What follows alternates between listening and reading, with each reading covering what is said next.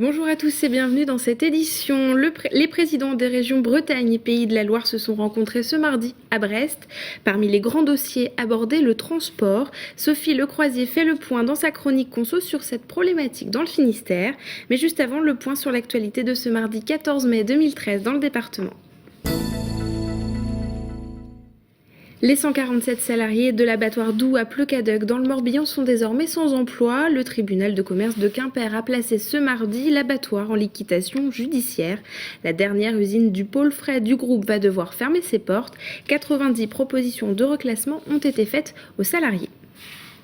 Le préfet du Finistère sur un tracteur, c'est notre image du jour. Ce mardi, il était invité par différents syndicats agricoles à rencontrer les producteurs de légumes dans une exploitation à Tollet.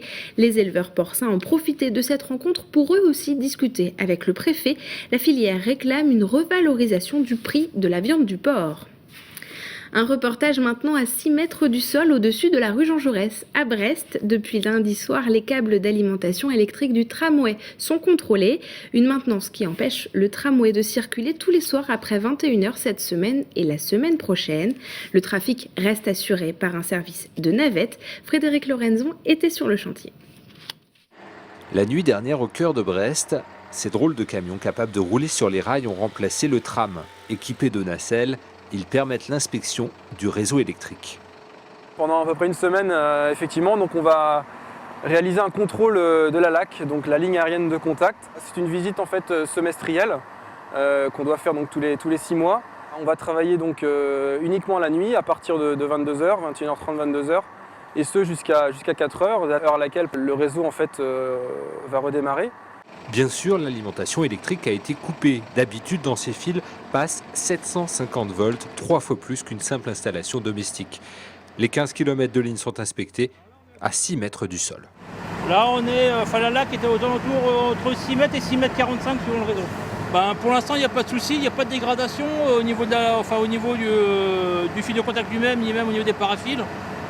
Les suspentes sont bonnes, les serrages sont bons. Au niveau de l'alimentation, on a un petit coup à donner, mais c'est des fibres souples, donc il faut donner un petit coup très léger, mais sinon tout le reste est comme à l'origine, comme au premier montage, il n'y a aucun problème à ce niveau-là. Le chantier de vérification de la ligne aérienne va encore durer 6 nuits. Au minimum, reprise normale du trafic nocturne du tram le vendredi 24 mai. Autre actualité de ce mardi, l'activité touristique dans le département, et elle n'a pas été bonne pendant les vacances de Pâques. Peu de touristes ont fréquenté le Finistère pendant cette période. Valentine Bouc et Pauline Ferco ont fait le point avec les professionnels du secteur. Le Finistère est le 7e département le plus touristique de France. Une belle place dans ce classement, et pourtant les vacances d'avril ont été mauvaises. Les résultats des professionnels du tourisme sont tombés ce mardi et le bilan est négatif. Ce début de saison touristique n'a pas été celui que l'on espérait. Donc des chiffres qui sont pas bons, disons les choses telles qu'elles sont. Simplement un tiers de professionnels satisfaits, un chiffre d'affaires aussi relativement en baisse. À comparer à 2012, qui n'était déjà pas une bonne année, c'est encore moins satisfaisant. Donc disons que le mois d'avril n'a pas été à la hauteur des attentes des professionnels. Malgré un début de saison difficile, le pont de l'Ascension, lui, a été une belle réussite. Certains campings du Sud Finistère ont fait complet, de quoi remonter le moral des hôteliers. Les vacances de Pâques, on appréhendait parce qu'à l'heure actuelle, on n'a pas de visibilité, puis la crise touche tout le monde. Finalement, ça n'a pas été aussi mauvais qu'on le craignait. Bon, c'est pas une année extraordinaire. Par contre, le week-end de l'Ascension a été très très bon pour les gens qui sont sur la côte, surtout sur le Sud Finistère. Bon, dans le Nord Finistère, on en a un peu moins bénéficié, mais il y avait quand même des touristes, quoi. Le Finistère propose aux vacanciers des activités variées qui continuent d'attirer. Donc, ce qui peut être fait en centre Finistère, sur notamment la découverte des monts d'arrêt en randonnant, contribue vraiment à l'attractivité de ce département. Il est à ce jour impossible de connaître la tendance à venir pour la pleine saison. Espérons qu'elle sera meilleure que l'été précédent. Le président de la région Bretagne et celui des Pays de la Loire se sont rencontrés ce mardi à Brest. Économie, énergie marine, agriculture, culture et territoire. Les thèmes à l'ordre du jour de cette réunion étaient nombreux. Plus d'explications avec Frédéric Lorenzon. Les présidents de régions Pays de Loire et Bretagne étaient réunis ce mardi à Brest. Ils ont discuté des grands dossiers comme celui des EMR, les énergies marines renouvelables. Chaque région a son plan, mais c'est la collaboration qui était affichée ce mardi à Brest. On est forcément, obligatoirement dans la synergie, parce qu'on ne peut pas imaginer que nous perdions de l'énergie, justement, à nous faire une espèce de guerre. Donc il faut regarder en fonction des données issues de chacune des deux régions, quels sont les meilleurs moyens d'avoir une résultante. Nous sommes en complémentarité. On a un site sur Brest qui est tout à fait légitime. On a aussi un site sur le Croisic et sur Saint-Nazaire qui est tout aussi légitime. Et par conséquent, le rôle de rencontres comme celle-ci, c'est à la fois de respecter les spécificités, de mettre en avant les complémentarités et les coopérations pour faire en sorte que les deux territoires se sortent renforcés dans cette démarche-là. Quand on parle Pays de Loire et Bretagne, on pense évidemment au rattachement de la Loire-Atlantique à la région Bretagne. L'occasion d'une pirouette pour le président de la région Pays de Loire. Et ma présence ici, ce n'est pas une volonté d'annexion de la Bretagne à la région des Pays de la Loire. Jacques Auxiette s'est tout de même positionné en faveur de la charte des langues régionales, signe de son soutien aux Bretons. Et parmi les thèmes également abordés lors de cette réunion de travail entre les deux présidents de région, la question du transport. Et c'est le thème de la chronique de Sophie Lecroisier. Bonjour Sophie. Bonjour. Alors les transports, c'est un vieil enjeu pour le Finistère. Oui, bien sûr, Julie, parce que le Finistère est géographiquement éloigné, la volonté de désenclaver le centre Bretagne et la pointe Bretagne pour y faire prospérer une économie a toujours été au centre des discussions. Le réseau ferroviaire breton était d'ailleurs l'un des réseaux secondaires de France, l'un des plus importants de France. Il a été construit à la fin du 19e siècle. Bref, fini la page d'histoire. Aujourd'hui, on parle de lignes à grande vitesse et de modernisation des réseaux routiers. Alors avant de rentrer plus dans le détail, je vous propose d'écouter Gérard Lahellec, le vice-président de la région Bretagne, chargé de la mobilité et des transports. Il est vrai que c'est un enjeu vital, déterminant pour développer notre économie, nos productions à la pointe bretonne, et il faut penser la desserte de la Bretagne à partir de la pointe finistérienne. C'est ça en fait les enjeux des transports. Pour la LGV, il a fallu, c'est vrai, entre le moment où on en a parlé et le moment où on va inaugurer, un peu plus de 15 années. Donc il faut des procédures d'enquête publique et les financements. Nous sommes passés du dernier rang dans les années 2002-2003 au premier rang des projets de LGV qui vont se réaliser.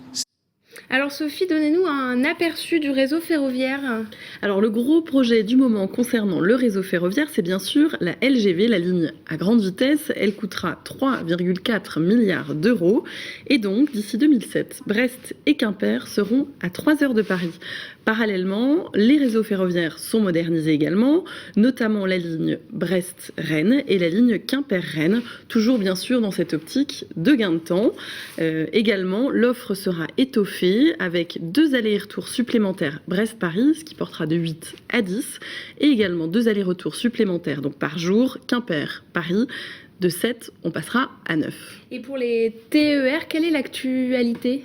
Alors pas grand-chose de nouveau côté TER, malgré tout l'association TER 29 qui tente de faire beaucoup bouger les choses en Finistère pour que l'offre corresponde au mieux aux besoins des usagers. Elle se retrouve jeudi 16 mai à Landerneau à la Maison pour tous de 18h à 20h. Évidemment, les acteurs du monde ferroviaire sont conviés, mais aussi les usagers. Et là c'est important, l'appel est lancé, c'est sans doute le moment de faire entendre vos doléances. Alors après le réseau ferroviaire, qu'en est-il du réseau routier ? Alors, on a la chance évidemment d'avoir un réseau routier gratuit en Bretagne. Par contre, la desserte qu'on attend depuis longtemps, Est-Ouest, Rennes-Châteaulin, tarde à être terminée. Environ 200 km séparent ces deux villes, c'est pas énorme, et pourtant le tronçon de la RN 164 n'est toujours pas achevé.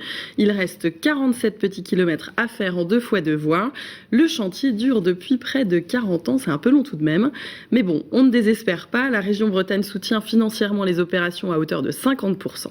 Voilà. Et pour ce qui est des axes nord-sud, eh bien, il faudra attendre pour une desserte Roscoff-Lorient. C'est dommage puisque pourtant ça arrangerait beaucoup de routiers qui, eux, prennent leur chargement depuis le port de Roscoff. Malgré tout ça, pour Gérard Lahellec, vice-président donc de la région Bretagne, le temps presse. Moderniser les transports est primordial pour faire face à l'écotaxe et il nous explique pourquoi. Plus on est loin, plus l'écotaxe peut être impactante et par conséquent, il faut pouvoir compenser ce désavantage, cet inconvénient économique par des réseaux plus modernes, plus rapides. Donc raison de plus pour nous engager encore plus sur la réalisation de nos projets d'infrastructures neuves, qu'elles soient routières ou ferroviaires. Et puis pour notre département riche en littoral, la question des ports est évidemment centrale. Effectivement, la région Bretagne place toujours leur politique de modernisation des ports finistériens en première ligne. Elle est d'ailleurs propriétaire du port de Brest. L'objectif de cette politique, c'est bien sûr et toujours le maintien et le développement économique de la pointe bretonne. Et aussi, elle souhaite se placer un peu en faveur du développement durable. Voilà. Et alors, dans les airs, comment est-ce que ça se passe côté aéroport ? Alors, on a 8 aéroports en Bretagne, 2 en Finistère avec Brest et Quimper, enfin 3 si on veut compter avec Morlaix. Enfin, pour ce qui est de Brest et Quimper, la liaison quotidienne avec Paris et l'arrivée des compagnies low cost améliore évidemment bien l'accès en Pointe-Bretagne. Mais bon, avec l'aéroport de Notre-Dame-des-Landes, on peut vraiment se poser la question de l'intérêt économique pour le Finistère. Je pense que tout ça va bien montrer qu'on est encore et décidément bien loin de Rennes et de Nantes. Merci Sophie pour toutes ces informations. On vous retrouve la semaine prochaine. Merci à tous de nous avoir suivis. On se retrouve demain. Bonne soirée sur TBO.